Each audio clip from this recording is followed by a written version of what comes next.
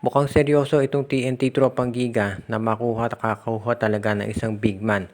At mag-o-offer sila ngayon ng isang 6-player trade kasama itong Phoenix Football Masters at Magnolia Chicken Templados.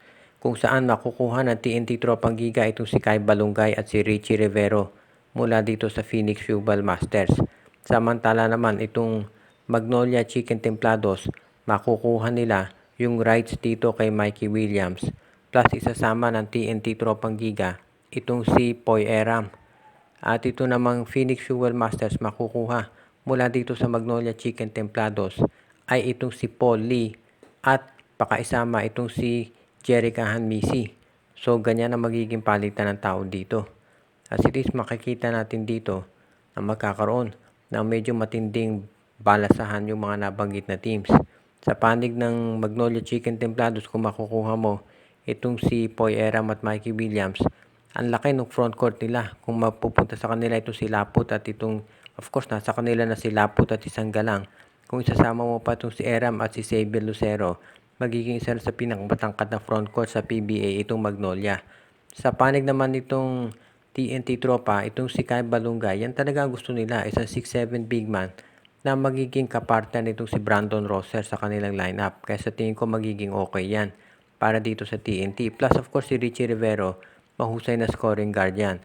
Sa panig naman itong Phoenix Football Masters, kung makukuha nila ito si Paul Lee, isa yan sa magiging top scorers at magandang kapartner itong si Tyler Teo dito sa kanilang backcourt. Plus scorer din to si Jerica Hanmisi. Kaya sa tingin ko hindi naman masyadong malulugi Phoenix. Pwede rin kumuha Phoenix ng big man dito sa iba pang trades para sila ay makakuha ng papalit para dito kay Kai Balungay. So tignan natin kung matutupad itong trade proposal ng TNT. Posible kaya na itong Meralco Bolts ay makuha itong si Kemar Carino mula dito sa Terra Firma Jeep. Isa yan doon sa mga options daw na gustong i-considera ngayon ng management ng Meralco. Mukhang sure na ang Meralco na makukumbinsi nila itong si Chris Newsom na pumirma ng panibagong kontrata at ma-retain yung kanyang serbisyo dito.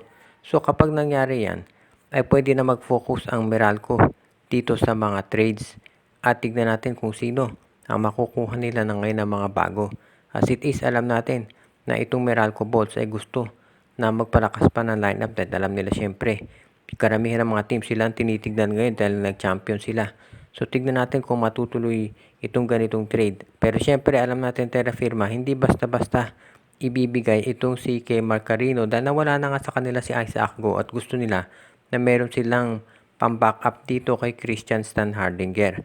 So tignan natin kung sino pwedeng ibigay ng Meralco. Sa tingin ko, sa totoo lang, ang pwede nang ibigay nitong Meralco Bolts ay itong si Brandon Bates. Dahil yan na siguro tatanggapin nitong Terra Firma na kapalit nitong si Puelke Marcarino. Ang tanong kung papayag ba itong Meralco na i-trade itong si Bates. Gayong alam natin kung gaano ka-importante ang role nito sa defense nitong Meralco Bolts. Kaya yan ang aabangan natin. As it is, mukhang kailangan siguraduhin ng Meralco at pag-isipang mabuti kung ano ang gagawin nila. Dahil marami tayo na kailangan ayusin dito para masiguro. Dahil kung ikaw ang Meralco, gusto mo siguraduhin na kapag nakuha mo si Kemar Carino, alam natin mahusay na player yan. Pero alam din natin kung ano ang nagagawa ni Brandon Bates. Kaya kailangan pag-isipan nila mabuti kung gusto nilang ituloy ang ganitong klaseng trade.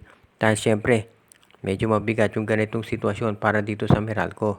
Kaya abangan natin kung ito itutuloy nila o hindi.